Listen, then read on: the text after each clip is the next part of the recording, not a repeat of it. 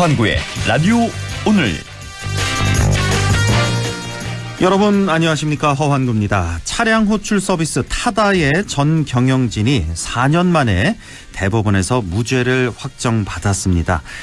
무죄가 되긴 했지만 정치권이 만든 타다 금지법 때문에 타다는 부활이 불가능한 상태가 됐습니다. 지난 4년 사이 타다의 서비스는 사라졌고요. 회사는 팔려서 12,000여 명의 운전기사는 일자리를 잃었습니다. 타다 이재웅 전 대표는 판결 후 SNS에 혁신은 죄가 없음이 최종 확인됐다며 혁신을 만드는 기업가를 저주하고 기소하고 법을 바꾸며 혁신을 막고 기득권의 이익을 지켜내는 일은 이번을 마지막으로 더 이상 없어야 한다고 쓴소리를 남겼습니다. 혁신과 기득권의 충돌은 앞으로도 계속될 텐데요. 잘못이 되풀이돼서는 안 되겠습니다. 6월 2일 금요일 라디오 오늘 광고 듣고 시작합니다.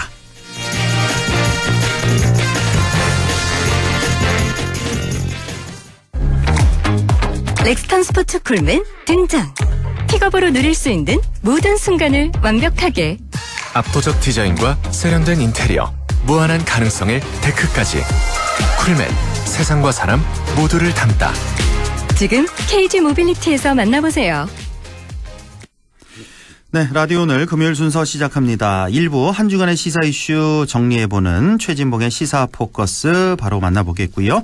2부 이슈 오늘에서는 올여름 많이 더울 거라는 전망이 있죠. 올여름 날씨가 궁금한데요. 잠시 후 안동기상대 이재용 통보관을 연결해서 자세한 얘기 들어보겠습니다. 이어서 과거 정치사부터 현재 정치 현안까지 지역의 눈으로 바라보는 천용길의 정치 TMI도 함께하겠습니다. 라디오 오늘 유튜브로도 다시 들으실 수 있습니다. 많은 애청 바랍니다.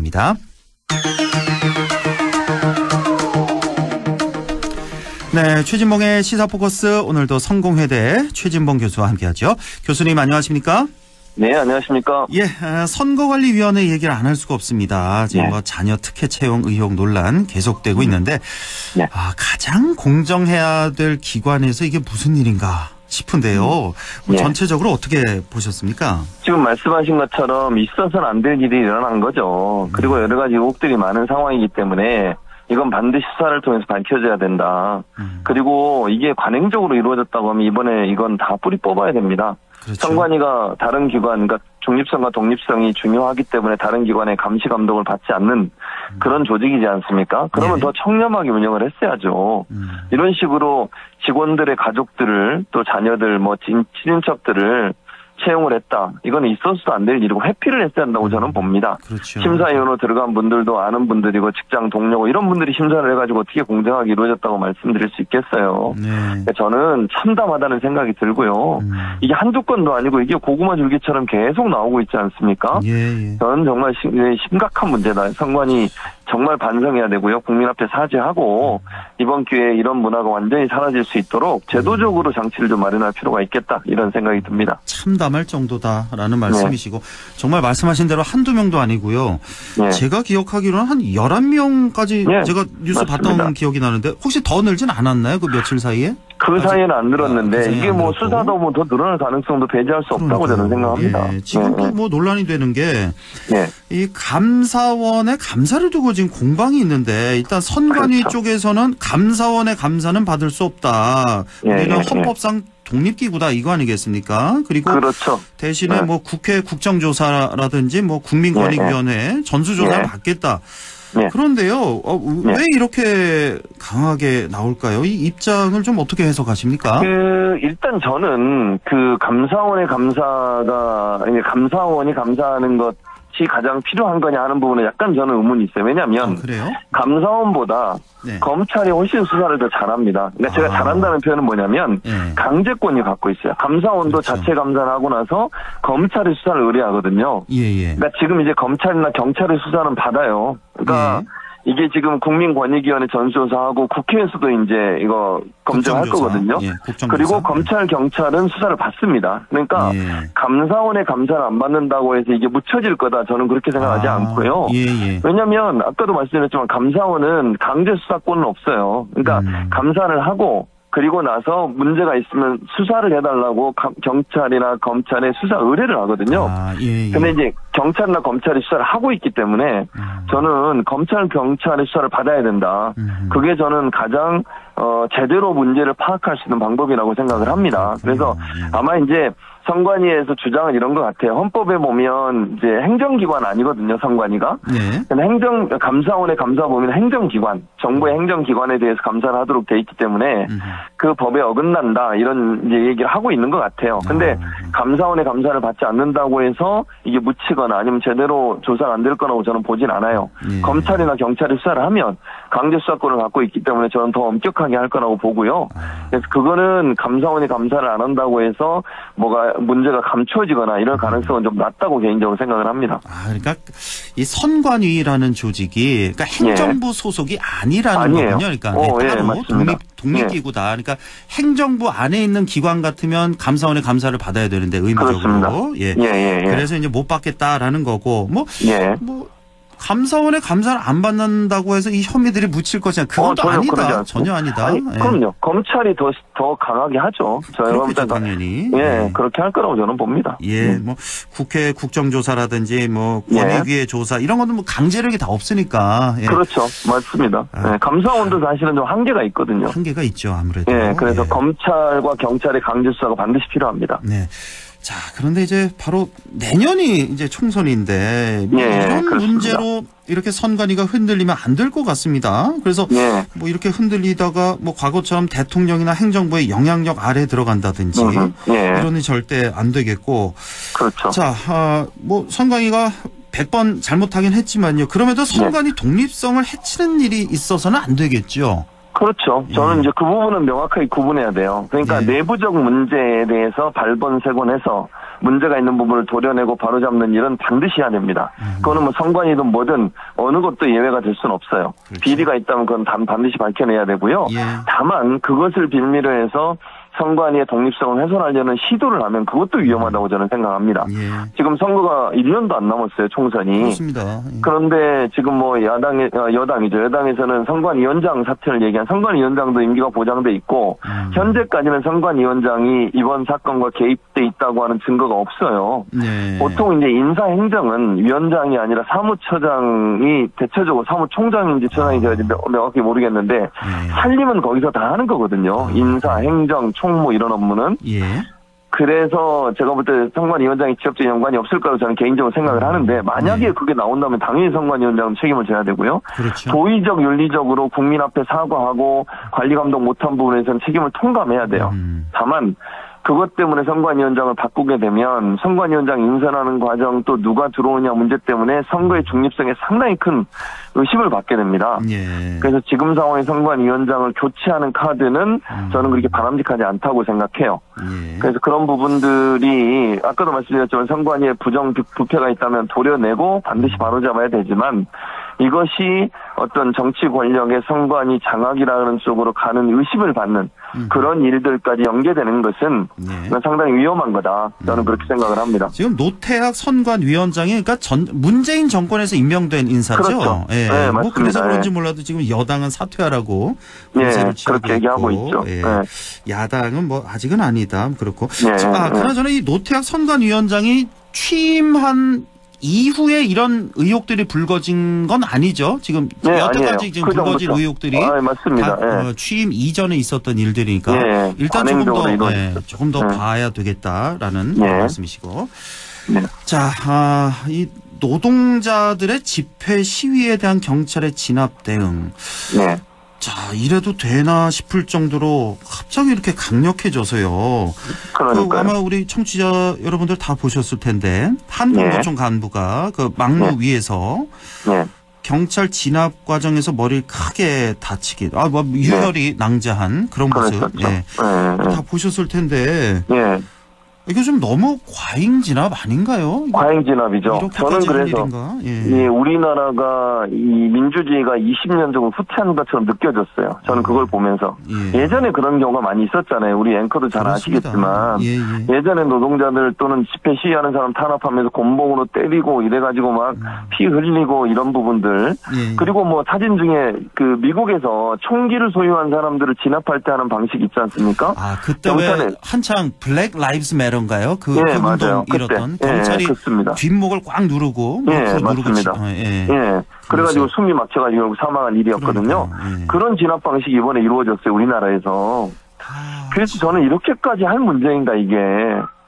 저는 좀 안타깝습니다. 그리고 이게 집회 시위가 이렇게 되면 위축될 수밖에 없고요. 이렇게까지, 그러니까 저는 이렇게 생각해요. 집회 시위의 자유는 무한대로 보장돼야 됩니다. 헌법이 보장하는 권리니까. 다만 그것이 불법성이 있다고 하면 그 불법성에 대해서만 법적으로 처벌을 내리면 되는 거예요. 그러니까 체증 같은 걸 하잖아요, 기본적으로. 그렇죠. 그러면 집회를 허용하고 집회하는 과정에 불법적 행위들을 잘 찍어서 그 해당 당사자에 대해서 범칙금을 부과를 하든 법적으로 무슨 뭐 행정처분을 하든 이렇게 하면 되는 거 아니겠습니까? 그렇죠. 아니 곤봉을 휘둘러서 머리에 피가 그렇게 유혈이 낭자하도록 만드는 것이 과연 타당한 일인가? 그리고 또 그렇게 막 목덜미를 무릎으로 눌러가면서 뒤로 수갑을 채우고 그렇게까지 하는 것이 과연 맞는 것인가?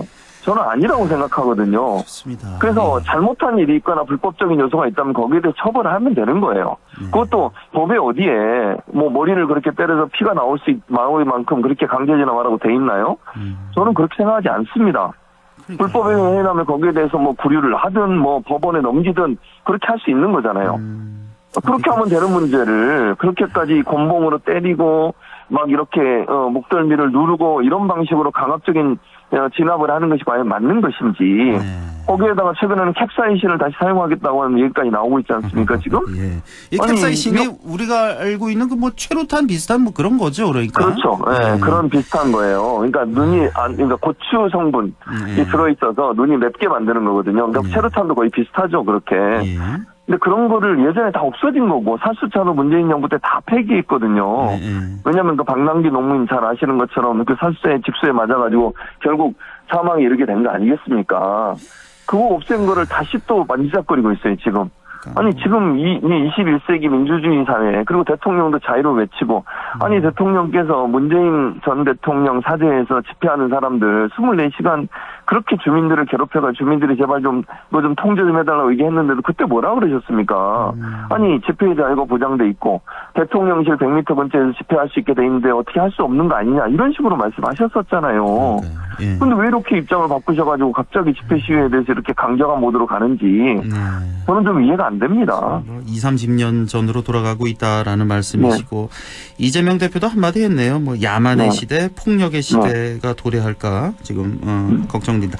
저는 또 그런 화면을 보면서도 한편에서는 그 진압하는 그 일선의 그 경찰들이 있잖아요. 사실 그분들은 위에서 시키니까. 그렇죠. 맞아요. 경찰청장도 그렇게 강하게 계속 언론에 대해서 이제 얘기하고 뭐 이거 진압 잘하면 뭐 승진 내걸고 뭐 하니까. 맞습니다. 근데 사실 따지고 보면 또 경찰청장도 마찬가지. 위에서 또 그렇게 지시가 내려오니 그렇게 할 수밖에 없는 거고. 결국 그러니까 문제는 지시를 하는 사람이 문제라는 거예요. 지금 이 강경 진압의 이 배경을 보면요. 대통령이 한마디 하셨어요. 한동훈 장관이 거기에 또 한마디를 해요. 그러니까 경찰청장의 태도가 바뀌는 거거든요. 그래서 저는 이런 지휘 계통에 있는 분들의 이런 발언들이 또는 이 지시가 결국은 이런 불행한 민주주의 후퇴와 같은 이런 일들이 나오게 되는 배경이 아닌가 하는 생각이 듭니다. 자, 그제 수요일 새벽에 문자를 우리 교수님 경기도에서 출근하시는 걸로 알고 있는데 이 시간대 저 출근하시지 않나요 혹시? 출근했죠. 그래서 그 받으셨겠네요 문자? 그러니까 처음에는 안 받았는데 두 번째는 받았어요. 두 번째 그러니까 왜냐면 경기도에서 이제 출근해서 서울 쪽으로 들어오니까 오더라고요 저한테.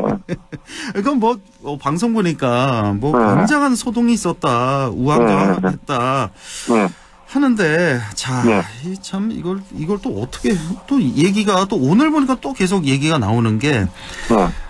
우리나라 같은 경우는 이제 6시 41분에 처음 발송을 했고. 일본은 6시 30분에 우리보다 더 밑에 있는데 떨어져 있는데 네. 일찍 발송을 했고 당시 기시다 총리 같은 경우는 뭐 7시 30분에 뭐 우리로 네. 따지면 NSC 그런 회의 네. 긴급 회의를 소집해서 했다고 하는데 네. 우리 대통령은 아예 그날 보이지 참석은 안 않았고 하셨죠. 네. 9시가 돼서야 안보실장 주재로 NSC가 열렸다라고 네. 했는데 여기에 대한 비판의 목소리도 좀 많이 나오네요. 당연히 나올 수밖에 없죠. 아니 경제 경보를 하고 그렇게 새벽에 모든 서울 시민들을 깨울 만큼 그렇게 위급한 상황이었으면 대통령이 당연히 NSC에 참석했어야죠. 그러니까. 그게 안 된 게 첫째 문제라고 보이지고요. 두 번째는 일본 지금 비교를 해주셨는데 시간도 늦었을 뿐만 아니요. 뿐만 아니라요. 예. 실제 그 경보 내용도 문제가 있어요. 내용이, 일본은요. 예. 두 관점에서 일본과 우리나라의 차이가 있는데 일본은 첫째 경보를 발령한 원인, 이유를 설명했어요. 미사일 발사, 미사일 발사. 예. 그러니까 북한이 미사일 발사해서 이런 경보가 나간다. 우리는 그런 내용이 없어요. 없었고. 그럼 두 번째, 어디로 대피하란 말이 일본에는 있어요. 예를 들면 건물 안 지하로 들어가세요. 예. 우리는 대피하세요. 그냥. 대피하세요. 뭐 노약자 어린이 우선해서 대피하세요. 네. 그렇게 돼 있어요. 그러면 아니 사람들이 판단해야 되네. 재해에 대한 경보는 여러 가지가 나올 수 있잖아요. 예. 북한의 공격이 될 수도 있고 아니면 그렇죠. 지진이 날 수도 있고 뭐 어떤 다른. 그럼 거기에 맞게 대피를 하도록 국민들에게 알려줘야 될 거 아닙니까? 무슨 일 때문에 이 경보가 울리는지. 거기 안 알려지면 국민들은 헷갈리는 거 이게 뭐지? 그래서 그때 포털 사이트가 마비가 됐잖아요. 그 원인이 뭔지 찾으려고 사람들이 들어가다가. 그러니까요, 참. 두 번째 어디로 가야 될지를 몰라요 이제. 두 번째는 대피를 하라는데. 이렇게 되면 또 하나 문제가 뭔지 아십니까? 서울시가 먼저 그 경제 공보를 냈잖아요. 예. 그리고 나서 바로 행안부에서 오경보다. 예, 오발송이다. 이렇게 오발송이라고 나왔어요. 그러면 행안부하고 서울시는 대체 소통이 안 되는 건가? 왜 이렇게 잘못 발송을 하게 되는 건가? 근데 또 서울시는 그 뒤에 오발송에 대해서 사과도 안 하고 뭐라고 했냐면 경보가 해제됐습니다 이렇게 왔어요. 또 문자가. 예. 저도 그건 2개 다 받았는데 아니 그럼 행안부는 잘못 발송됐다고 그러고 서울시는 제대로 발송했고 그게 해제가 됐다고 그러고 누구 말이 맞는 겁니까 대체? 아니 정부 기관들이 이렇게 지자체하고 정부 기관하고 소통도 안 되고 왜냐면 이런 경보는 행안부에서 결정해 지자체에 내려보내는 거거든요. 그러니까 둘 사이에 소통이 제대로 안 된 거예요 결국은. 참 문제가 많네요. 이거 빨리빨리 좀 바로 잡아야겠습니다. 예. 이런 일이 또 조만간에 또 나오지 말라는 법이 없으니까. 그럼요. 자, 그리고 우리 또 언론학자시니까 이 얘기를 좀 안 여쭤볼 수 없는 게 지금 한상혁 방통위원장과 MBC 압수수색. 자, 이 두 가지 좀 여쭤보려고 합니다. 대통령이 한상혁 방통위원장 면직을 재가했고요. 즉각 어제였죠. 어제 바로 이제 한상혁 전 위원장이 무효 소송을 냈고 효력정지 가처분 신청을 냈습니다. 이 일련의 과정. 아니 이제 2달도 안 남은 방통위원장은 왜 이렇게 무리하게 밀어붙이나 왜 끌어내리나 그거 어떻게 해석하십니까? 그 속내. 저는 방송 장악의 신호탄이다. 그렇게 보여져요. 현 정부에. 이게 무슨 말이냐면 방통위원장을 내려오게 하면 지금 현재 방통위가 4명이 있거든요. 최민희 전 의원이 지금 임명이 안 되고 있어서 4명인데 2대2 구조였거든요. 여야가 2대2. 네. 그런데 방통위원장을 바꾸면 3대1이 되는 거예요. 3대1. 여당이 셋, 여당이 1명. 근데 방통위가 할 수 있는 여러 가지 역할 중에 방송 관련해서는요. 방송사 이사들을 선임할 수 있습니다. KBS, MBC, EBS. 그러면 이 이사들을 선임한다는 말은 이사들이 사장을 또 뽑아요. 물론 그렇죠. EBS는 방통위가 바로 사장을 임명하게 돼 있고요. MBC는 방문진 이사들이 그리고 KBS는 KBS 이사회에서 사장 선임을 하거나 해임할 수 있는 권한을 갖고 있습니다. 그러니까 결국 제가 예측한데 방통위원장 바꾸고 그 다음에는 수순이 방송국 이사들 몇 명을 교체할 겁니다. 예전에 문재인 정부 때 여당 추천으로 들어온 사람 몇 명을 바꾸고 그 다음에 사장 해임안을 낼 가능성이 있고요. 그걸 가지고 사장을 해임하고 본인들의 입맛에 맞는 친여 성향의 사람을 인물을 사장으로 임명하려는 시도가 있지 않겠나 그렇게 예측이 됩니다. 가처분 신청을 일단 냈잖아요. 한상혁 그렇죠. 위원장이. 그럼 이게 이제 조만간 또 나오지 않습니까? 1, 2주 내에. 네, 맞습니다. 가처분이 인용이 되면. 그러면 다시 복직하는 거죠. 다시 복직하고. 네. 근데 이거 지금 인용될 가능성이 많지 않습니까? 지금 보면 저는 이게 높다고 봐요. 이게 원래는 이 국회 탄핵으로만 면직이 가능하다? 그렇죠. 이런 얘기가 맞아요. 있어서. 네. 그러니까 일반 공무원이 아니라는 거예요. 정무직 공무원이고 그다음에 임기가 보장된 공무원이에요. 네. 검찰총장처럼 예전에 윤석열 총장도 가처분 인용이 돼가지고 다시 복직했잖아요. 똑같은 일이 있었죠. 예. 검찰총장 시절에. 근데 방통위원장도 예. 검찰총장처럼 임기가 보장된 자리예요. 그럼 가처분이 만약에 인용되면 면직 처분이 무효가 되고 다시 복귀를 하는 거죠. 예. 업무에. 그럼 또 상당히 또 혼란, 구설수도 많을 텐데. 그렇죠. 그냥 2달도 안 남았는데 그냥 이따가 뭐 방송 장악을 하든 뭐라든 하면 될 것 같은데 왜 이렇게 무리하게 하나 싶어서 좀 여쭤봤고. 그런 생각이 들어요. 지금 말씀하신 그대로인데 제가 볼 때는 총선 앞두고서 빨리 방송국을 장악을 해서 방송 패널이나 진행자나 이런 사람들을 교체하고 싶어 하는 것 같아요. 시간이 얼마 안 남았다. 네, 그렇게 보는 것 같아요. 이런 형성을 위해서. 그래서 이제 그런 부분, 왜냐면 잘 아시는 것처럼 보수 진영의 시민사회단체나 국민의힘에서 패널들의 성향 가지고 분석하고 이런 것만 나왔지 않습니까? 예. 그게 저는 연장선이라고 생각해요. 그거 바꾸려는 의도다. 그렇게 저는 보입니다. 자, 그 MBC 본사 그 뉴스룸 압수수색 이것도 참 시끌시끌했는데 네. 저희 노조원들이 앞에서 또 가로막았는데 이게 네. MBC 탄압이다. 또 뭐 보복 수사, 과잉 수사, 본보기 별건 수사 아니냐 이런 주장과 네. 공정한 법 집행이다. 법원에서 영장 발부하지 않았냐. 법에 따라서 하는 거다. 이런 주장이 지금 팽팽한데요. 네. 이 일련의 과정 어떻게 보셨습니까? 저는 이게 법원에서 물론 영장을 발부했죠. 저는 영장 발부한 것도 이해가 안 돼요. 왜 그러냐면요. 이게 1년 2개월 전에 있었던 일, 지난해 4월에 있었던 일입니다. 예. 그리고 아주 단순해요. 사건은. 그러니까 개인정보 유출이에요. 예. 한동훈 장관의 인사청문회 자료를 그 기자가, MBC 기자가 다른 매체 기자한테 전달해 준 거예요. 이게 사건의 전체예요. 한동훈 장관의 개인정보를 공유를 한 거군요. 그렇죠. 공유를 한 거예요. 청문회 전에. 청문회 자료를. 근데 이게 원래 이렇게 한다면서 서로 공유한다면서요, 일반적으로. 기자들끼리. 당연하죠. 왜냐면. 그래야 검증하니까. 네, 청문회가 진행되면 기자들이 대체로 친한 의원실의 보좌관들이나 이 사람들한테 요청을 해서 청문회 자료를 받아요. 그래야 기사를 쓸 수 있잖아요. 예. 그 자료를 받아서 다른 사람하고 공유하는 게 일반적이에요. 그래서 저는 이 의문이 드는 게 정말 임모 기자 혼자 이렇게 했을까? 저는 그런 의문이 들어요. 그 국회 출입하는 기자가 1000명이 넘어요. 그 기자들이 그러면 이렇게 해서 받거나 전달하거나 이런 사람이 임 기자 혼자 했을까요?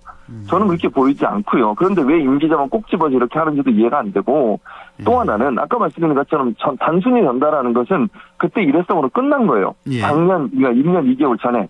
그거를 지금 뉴스룸을 뒤지는 이유는 뭔데요, 대체? 그게 뉴스룸하고 무슨 연관이 있습니까? 자기 핸드폰이나 태블릿 PC나 아니면 노트북에서 전달했을 거 아닙니까? 그렇죠. 요즘 무슨 글로 적어서 프린트해서 전달하는 사람 누가 있어요? 다 그거 압수했거든요? 핸드폰도, 노트북도, 태블릿 PC도. 그 안에 다 있을 겁니다.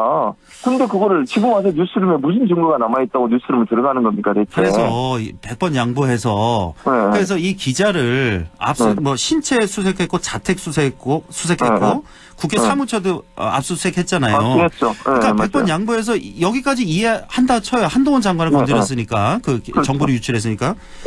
근데 왜 법원에서 MBC 뉴스룸까지 이걸 왜 발부를 해줬냐? 저는 이게 의문이 안 풀리더라고요. 저도 이해가 안 돼요. 그건 언론 탄압이고요. 언론자의 침해예요. 뉴스룸이라고 하는 것은 다양한 정보들이 수집되는 곳이에요. 거기는요. 취재하는 과정에서 기자들이 정보 얻은 거 다 공유하고, 왜냐면 거기다 모여서 그중에 어떤 걸 기사화하고 어떤 걸 기사하지 않을지 어떤 걸 사실관계 확인할지 이거 다 모아놓는 곳이에요. 그러니까요. 거기서 만약에 압수수색을 하게 되면 별건 수사로 이어질 가능성이 높고 맞습니다. 정말 그 사건과 관계없는 것들을 가져갈 가능성이 높아요. 그러면 언론 자유가 어떻게 되겠어요? 아니 취재정보원에 대한 보호도 언론이 해야 되는 거예요. 근데 그런 상황에서 검찰이 들어와서 막 취재한 내용들을 다 만약 가져갔다고 생각해요. 물론 이번에는 그러진 않았지만 그렇게 됐을 경우는 언론 자유가 엄청나게 침해를 당하고 이거 이렇게 되면요 모든 사건의 빌미를 가지고서 언론사 다 들어와서 다 압수수색하지 않겠어요? 그럼 어떻게 취재를 하냐고요? 정권에 대한 비판과 견제 감시가 언론의 역할인데 그 감시 기능을 할 수 있겠습니까 이러면? 그래서 지금 이 발부된 거 보고 영장 발부된 거 보고 법원도 지금 한동훈 장관 그런 얘기가 있어요. 왜냐하면 그 법무부에 인사검증단이 또 생겼잖아요. 여기서 다 검증을 하고 하니까 여기 또 눈치 보는 거 아니냐 하는 그런 걱정의 목소리도 있다는. 맞습니다. 그래 그게 사실은 아니겠죠. 아니어야 하는데. 알겠습니다. 시간 많이 지났네요. 지금까지 성공회대 최진봉 교수와 함께했습니다. 고맙습니다. 예, 감사합니다. 네, 라디오 오늘 2부에서 뵙겠습니다.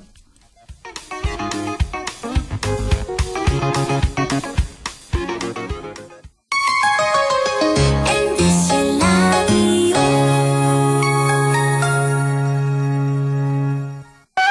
살 땐 꼭 한번 가보자. 안동 명품 가구 백화점. 흑표 흑침대, 양성국 갤러리, 금성침대, 한국가죽소파, 장수돌 침대. 다양한 브랜드 가구를 한 곳에서 쇼핑할 수 있는 대형 가구 전시장. 안동 명품 가구 백화점. 네 얼굴 와 글로? 야근한다고 티다. 네 월급은 와 글로? 최저임금은 안 오르지. 물가는 오르지. 내가 진짜 빡세 죽겠다. 물가는 내리고 최저임금은 올리고 민주노총 경북지역본부가 앞장서겠습니다. 1577-2260. 안동과학대학교에서는 6월 12일까지 지역산업연계 바이오 백신 인력 양성 과정 교육생을 모집합니다. 신청 자격은 만 18세부터 만 39세 이하의 경력 단절 또는 미취업자로 안동시에 거주 중이거나 안동시 교육기관 졸업생 또는 졸업 예정자라면 누구나 지원 가능하며 교육비는 전액 무료입니다. 교육생들에게는 월 100만 원의 교육지원금을 지원합니다. 자세한 사항은 안동과학대학교 홈페이지를 참조하시거나 전화 054-851-3539번으로 문의 바랍니다. 여러분의 많은 지원 바랍니다. 나에게 딱 맞는 대학, 나에게 꼭 맞춘 대학. 나만의 경쟁력을 원한다면 안동과학대학교로 오라. 시대에 딱 취업중심 실전학과, 학생의 꼭 현장중심 실무교육, 취업에 맞춤, 내 꿈에 맞춤. 나의 드림핏 안동과학대학교. 밀고 나와요. 우린 친구예요. 함께 노력하는 MBC와 함께 100.1 MBC 라디오. 네, 6시 31분 34초 지나고 있네요. 라디오 오늘 2부 이슈 오늘 시작합니다. 오늘도 참 많이 더웠죠. 올여름 얼마나 더 더울지 걱정이 되는데요. 엘니뇨의 영향을 받을 거라는 그런 예보도 들어온 그런 상태입니다. 안동이상대 이재용 통보관을 연결해서 자세한 내용 알아보겠습니다. 이재용 통보관님 안녕하십니까? 네, 안녕하십니까. 예, 수고 많으십니다. 우선 간단한 질문 먼저 좀 드리자면 최근에 왜 연휴도 그렇고 주말마다 비가 자주 내려서요. 이번 주말도 왜 4일 연휴 즐기려는 분들 많이 계실 텐데 혹시 이번 주말에는 비 소식 없나요? 네, 이번 주말에는 대체로 맑은 날씨가 예상되고 낮 기온도 많이 올라 덥겠습니다. 징검다리 연휴가 끼어있는 다음 주 초까지 비 소식은 없습니다. 아, 비 소식 100% 없는군요. 이번 연휴는. 그렇죠? 네, 그렇습니다. 예. 자, 올해 더위가 좀 빨리 찾아온 느낌이 들어요. 이제 5월에도 벌써 30도를 넘긴 적도 있고. 올 여름 날씨는 어떨까요? 네, 기온은 평년과 비슷하거나 높겠고 강수량은 평년과 비슷하겠으나 7월에는 남쪽의 수증기 유입으로 많은 비가 내릴 때가 있어서 평년과 비슷하거나 많겠습니다. 아, 올 여름에 비가 많이 올 것 같다는 예상이 있었는데 그렇게 예상하시는 거네요. 그렇죠? 예, 비가 많이 내릴 가능성이 있다. 그렇게. 7월 달에 그럴 가능성이 있습니다. 7월에. 예. 자, 장마가 예년에 비해서 길게 이어질 수도 있을 거라는 전망도 있던데요. 올해 장마는 언제쯤 시작되고 또 어떤 특징을 보일까요? 장마 시작이나 종말의 예측은 예. 지금 내일 하기가 좀 어렵고요. 아하. 통상적으로 장마는 6월 하순에서 시작해서 7월 하순까지입니다. 네. 하지만 장마 기간 내내 비가 오는 것은 아니고요. 네. 장마가 장마가 끝난 후에 집중호우가 내리는 경우가 많습니다. 네. 그렇죠. 우리가 뭐 많이 경험을 했으니까요. 장마가 끝나고 나서도 집중호우 내리고 뭐 태풍도 자주 찾아오고 그렇게 되는데 자 얼마 전부터는 여름에 폭염과 집중호우가 이제 번갈아 가면서 이렇게 이어지곤 해서요. 올해도 혹시 이렇게 게릴라성 폭우도 여전할지 이것도 걱정이 많이 되거든요. 네, 장마가 끝난 후에 우리나라 주변에는 많은 열 에너지와 습기를 갖게 됩니다. 네. 이때 강한 저기압 통과나 지형 등의 원인과 결합이 되면은 그 지역에 강수가 집중돼서 큰 피해로 이어질 수가 있습니다. 그러니까요. 이때 각별히 주의하셔야 합니다. 예, 올여름 무더위도 좀 걱정이 많이 되는데 폭염은 어떻게 전망하고 계세요? 네, 올 여름도 그렇지만 기후변화로 인해 매년 폭염과 같은 여름철 위험 기상의 발생 빈도와 강도가 강해지고 있습니다. 2018년부터 폭염이 자연재난으로 규정되었고 폭염에 의한 피해가 기온뿐 아니라 습도와도 밀접한 관계가 있음을 반영하여 올해부터 폭염특보의 기준이 일최고 기온에서 일최고 체감온도 기준으로 바뀌어 정식 운영되게 됩니다. 그러니까 습도도 반영을 하는군요. 올해부터는. 네, 그렇습니다. 그래서 일최고 체감 기온을 기준으로 한다. 작년까지는 그냥 일최고 기온을 기준으로 해서 폭염특보가 내려졌는데 올해는 이제 체감 온도 기준으로 이제 습도도 반영하겠다 이거군요. 자, 간혹 보도에서 슈퍼 엘니뇨가 올 것이다 이런 분석도 나오고 있어요. 자, 여기서 이 엘니뇨는 무엇인지 이것도 좀 설명해 주시고 또 슈퍼 엘니뇨는 또 무엇인지 설명 부탁드릴게요. 네, 엘니뇨 본래 뜻은 페루 연안의 난류의 영향으로 수온이 높아져서 어획량이 줄고 호우가 자주 발생하는 현상을 지칭하였습니다. 지금은 태평양 연안의 많은 나라의 기상 이변을 일으키는 등 전 지구적인 기후에 큰 영향을 일으키는 현상을 말하고 있습니다. 엘니뇨 감시구역인 열대 태평양 적도의 남북 5도, 서경 120도에서 170도 지역에 해수면 온도 편차가 0.5도 이상이면은 엘니뇨라고 하고요. 온도 편차가 1.5도 이상이면 슈퍼 엘니뇨라고 해서 더 큰 기상 변화를 유발할 수 있다고 합니다. 그렇군요. 그러니까 해수 적도 부근의 바닷물 온도 이걸 보고 정하는 거군요. 그러니까 해수 온도 편차가 0.5도 이상이면 엘니뇨고 그보다 훨씬 더 많은 1.5도 이상이면 슈퍼 엘니뇨다. 이렇게 엘니뇨 현상이 있으면 기상 이변이 있는 거고 뭐 폭염이나 폭우 이런 걸 동반한다. 이렇게 보면 되겠죠? 네, 그렇습니다. 예. 자, 올여름 태풍 글쎄요. 뭐 지금 예상 가능할지 모르겠네요. 많이 올까요? 여름철 평균 해수면 온도가 상승 추세입니다.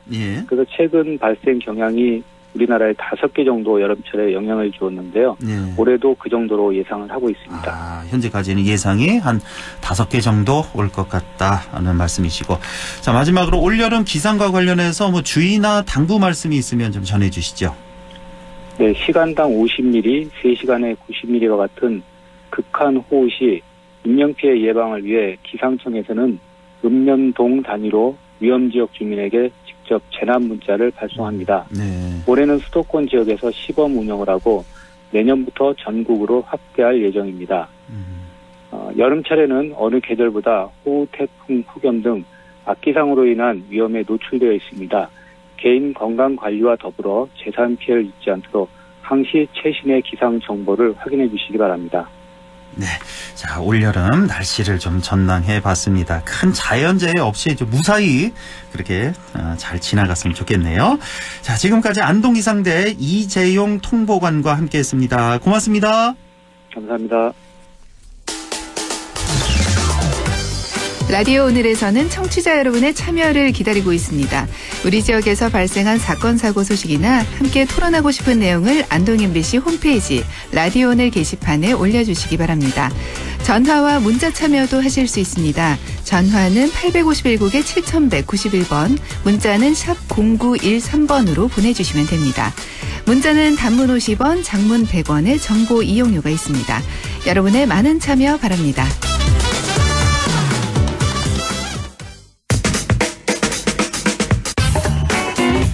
네, 천용길의 정치 TMI, Too Much Information 시작합니다. 뉴스민 천용길 편집장 연결되어 있습니다. 안녕하십니까? 네, 안녕하십니까? 네, 오늘 정치 TMI 주제는요? 네, 이번 달이 호국 봉헌의 달이면서 또 다음 주 화요일은 현충일이잖아요. 네, 오늘 현충일, 호국 봉헌의 달과 관련한 주제를 한번 준비해봤습니다.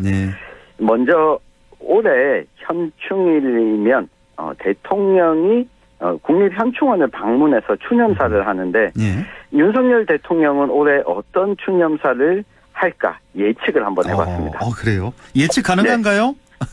네, 예측 가능해 보이고요. 그래요? 네, 어떤 식으로 예측을 할 수 있을까요? 네, 2000년대 이후에 대통령들의 현충일 추념사에 대한 분석을 좀 해봤습니다.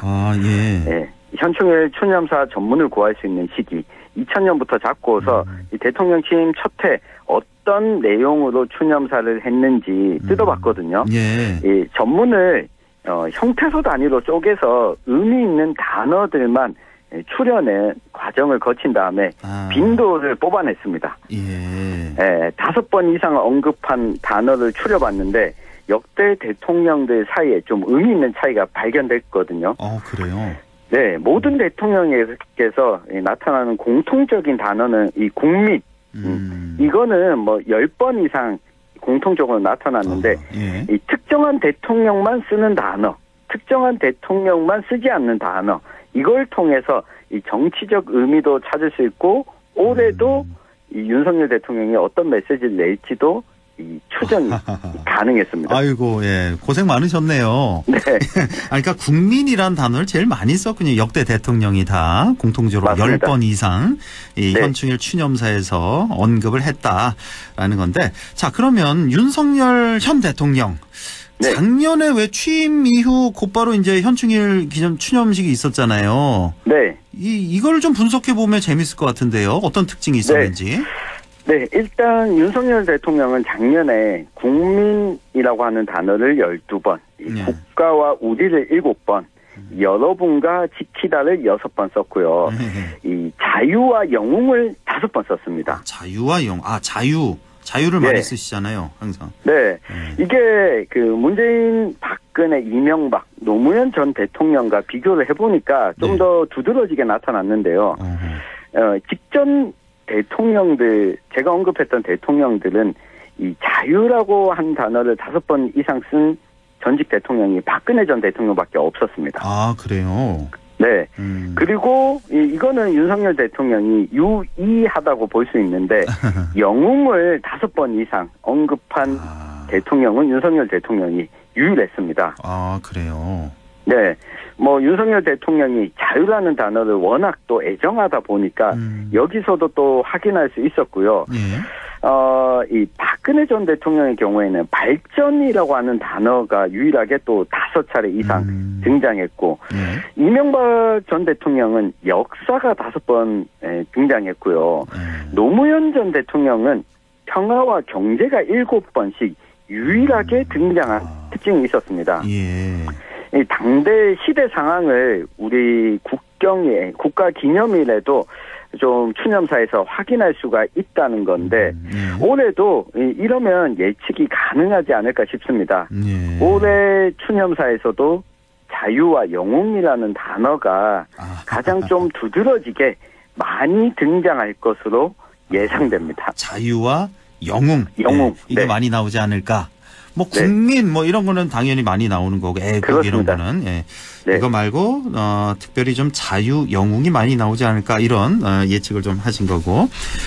자, 국회에서요 이제 6.25 전쟁과 관련한 활동을 좀 하고 있지 않습니까? 맞습니다. 이거 좀 확인해 주시죠. 네, 사실 오늘 이야기를 좀 하려고 준비했는데요. 지난주에 우리가 이 과거사와 정치와의 관계를 좀 살펴봤는데 사실 이 보수 정당에서 그동안 6.25 전쟁에 대한 호국 봉헌과 추념 역할을 굉장히 강조해 오지 않았습니까? 그렇죠. 네. 때문에 6.25 전쟁에 참전한 용사들에 대한 뭐 예우가 제대로 이루어지고 있는지 이 부분이 아직까지도 국회에서 지금 다뤄지고 있는 내용입니다. 이 전쟁에 참여하고도 예우를 제대로 못 받는 분들이 여전히 있는데 이들을 위한 법안 처리가 이 3년째 제자리 걸음을 하고 있습니다. 3년째? 네. 우리가 뭐 학도병이라고 부르기도 하고요. 요즘에는 소년병이라고 이 부르는 분들입니다. 학도병, 소년병. 네. 이게 그동안은 이 자원 입대만을 국방부가 강조해 왔었거든요. 이 소녀병들이 자원에서 입대한 거지 이 국가 차원에서 국방부가 징집을 한 것이 아니다라고 해왔다가 2008년 6월에 국민권익위원회가 권고를 했습니다. 국방부가 이 소년병에 대한 실체를 인정하라고 권고를 한 겁니다. 아마 이 장면은 우리 이 과거에 영화 태극기 휘날리며 떠올리시면 잘 그렇죠. 기억하실 수 있는데요. 예, 당시 그 영화에 출연했던 이 배우였죠. 이 장동건과 원빈 두 배우가 이 군대에 가는 과정이 자원에서 우리가 저 인민군과 맞서 싸우겠다라고 해서 자원 입대한 게 아니라 아니죠. 예. 네, 강제로 징집된 그렇죠. 장면을 확인할 수가 있습니다. 예. 당시에 그 내용을 공개하지 않고 영화 촬영을 했다가 이후에 이 국방부로부터 항의를 받기도 했었는데. 아, 그 영화가요? 네, 이 영화가 개봉된 시점이 2003년이었는데 그때까지만 하더라도 이 자원 입대만 있었지 징집을 하지 않았다고 우리 정부에서는 주장을 해왔었습니다. 아, 그랬군요. 예. 네. 그러다가 이 소년병들에 대한 연구가 좀 진행이 됐고 참전했던 분들이 생존에 계시잖아요. 예.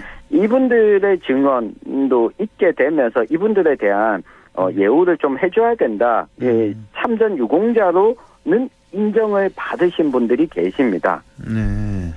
이렇게 좀 추정을 해보니까 참전 명예수당을 받고 있는 인원을 보니 소년병 참전자가 총 29,600여 명으로 추정을 하고 있습니다. 예. 네, 이 소년병이라고 하면 만 17세 이하의 이 참전한 우리 병사들인데 당시로 치면 평균 연령이 15.6세였거든요. 아, 그래요? 네, 그러니까 중학교 3학년도 있고요. 예. 고등학생도 포함되어 있었거든요. 그렇겠네요. 예. 네, 그리고 또 학도의용군이라고 해서 이 소년병들을 징집을 했었습니다. 이 전방에서는 전투에 동원을 했는데 사실 후방에서 근무한 학도의용군까지 포함하면 27만여 명 정도로 육군본부도 추정을 하고 있거든요. 그래요? 한 10배 되는군요. 네. 그런데 이게 전투 부대에 참여하지 않은 이들에 대해서는 참전 유공자로 아직까지 인정을 하고 있지 않고요. 그렇겠죠. 네, 이 병역법상으로는 처음에 학생 신분으로 참전했다가 1951년 2월 28일 이전에 이 정규 국군으로 다시 입대한 사람들은 또 제외된 수치인데 이들에 대한 예우가 좀 부족하다라는 지적 때문에 국회에서 법안이 발의됐는데 지금 3년째 표류하고 있는 상황입니다. 내년에 이제 또 총선이 있으니까 만약 내년까지 이게 입법이 안 되면 그냥 폐기되는 그렇게 되겠네요. 예. 아, 그러니까 그 평균 연령 소년병 평균 연령이 아까 뭐 15.7세라고요? 네. 그러니까 중고등학생 때 끌려간 거니까 그렇습니다. 얼마나 무섭고 비참하고 그랬을지 상상이 안 갈 정도인데.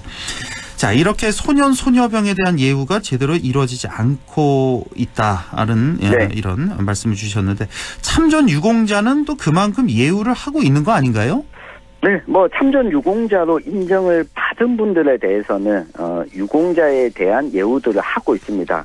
그렇지만 제가 앞서 언급했었던 이 군번을 부여받지 못한 이들도 있거든요. 그러니까 현행 파악 자체가 좀 미흡하다 보니까 국가 유공자로 인정받는 것 자체가 쉽지 않은 분들이 여전히 있습니다. 당연하죠. 네, 이 국방부에 있는 병적 기록이나 이 병적 기록을 대체할 만한 당시 사진 또는 뭐 일기 등이 있어야 국가 유공자로 인정을 하고 있거든요. 이 본인 기억과 진술 외에 객관적인 입증 자료가 없는 경우도 많이 있기 때문에 같이 참전했던 전후에 이 신후 보증이 있게 되면 인정받을 수 있지만 이 대부분 고령이라서 이 숨졌거나 또 찾기 어려운 경우에는 이 보상 자체를 못 받는 분들이 여전히 있습니다. 그리고 이런 학도병 중에서는 보상은 필요 없다. 다만 내가 국가를 위해서 이 어린 나이에 이 고생했던 것이기 때문에 현충원에 묻히는 것 하나만 바라보고 있는데도 그것도 인정받지 못하고 있는 분들이 많고요. 때문에 2020년 6월 15일이었죠. 국회가 개원한 지 얼마 안 돼서 소년병 보상에 관한 법률안이 발의됐는데 앞서 말씀드린 것처럼 지금 3년째 계류 중입니다. 아, 이 소년병 보상에 관한 법률안. 네. 이게 법률안 이름이군요. 예.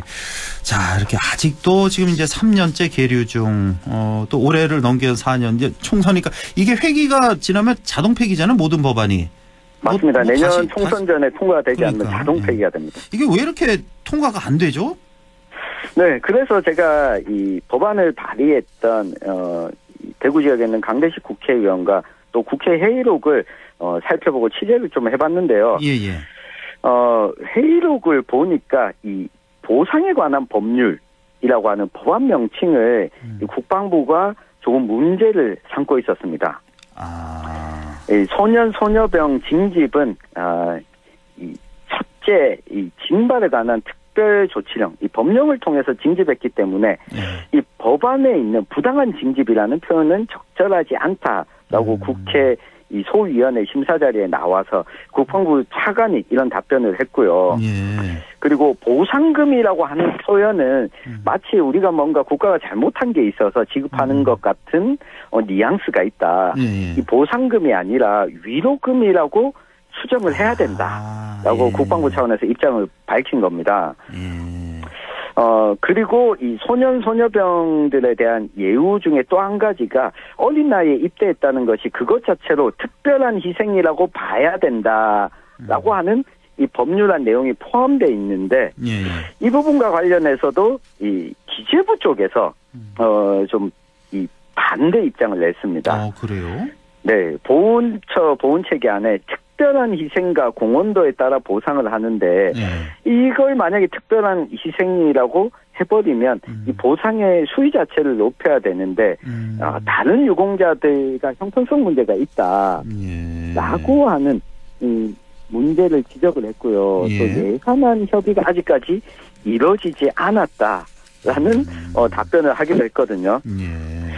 결국에 올해 2월에 국회 상임위원회 법안심사 소위원회에서 논의가 됐다가 결론이 그러면 이 보상금을 예우에 관한 법률로 좀 바꾸고 안에 들어가 있는 부분을 좀 수정하자 정도로 지금 타협을 보고 3월 28일 날 다시 법안 발의가 됐습니다. 그래요? 이렇게 쭉 말씀 들어보니까 뭐 국방부, 기재부 등등에서 이제 반대를 하는 건데 이 명칭 그러니까 보상에 관한 법률안이니까 이게 좀 문제가 있다. 그래서 예우에 관한 법률안 이렇게 이름을 바꿔서 발의된 상태다. 이런 말씀이시고. 자, 이렇게 뭐 여러 가지 뭐 행정부처 의견을 종합하다 보니까 또 이렇게 시간이 걸리는데 국민들의 관심이 더 중요해 보입니다. 자, 끝으로 좀 정리를 해 주신다면요. 한 1분여 남았네요. 네. 아마 오늘 이 법률안이 국회에 계류 중이라는 걸 처음 들어본 분들도 많이 계실 겁니다. 네, 저도 그러니까 처음 들었어요, 오늘. 네. 그만큼 막 언론에서 자주 떠드는 거대 양당들이 싸우는 법률안이 아닌 경우에는 이렇게 국회에 묵혀 있는 경우가 많거든요. 그렇죠. 사실 이럴 때 역할을 해줘야 되는 게 우리 정치와 이 국회의원들의 역할인데 눈에 보이는 역할도 중요하지만 우리 나라를 지키기 위해서 묵묵히 노력해왔던 분들에 대한 예우를 다하는 것 또한 우리 정치가 하지 않으면 이 국회 회기 중에 되지 않으면 그냥 또 지나가 버리고 다 돌아가시고 나면 이분들에 대한 예우 부분은 국회가 그리고 우리 청취자들, 유권자들이 이런 부분 좀 빨리 하자라고 언급해 주는 것만으로도 좀 도움이 되지 않을까 싶습니다. 그렇습니다. 국민들의 관심, 여론이 무엇보다 중요한 때인 것 같습니다. 우리 천용길 편집장 이번 주 고생 많이 하셨네요. 그 자료 조사하시느라고. 네. 호국 보훈에 달리니까요. 네. 준비하신 거 오늘 말씀 다 하셨나요? 네, 다 드렸습니다. 자, 다음 주에 또 연락드리겠습니다. 오늘 말씀 고맙습니다. 고맙습니다. 네, 지금까지 뉴스민 천용길 편집장과 함께했습니다.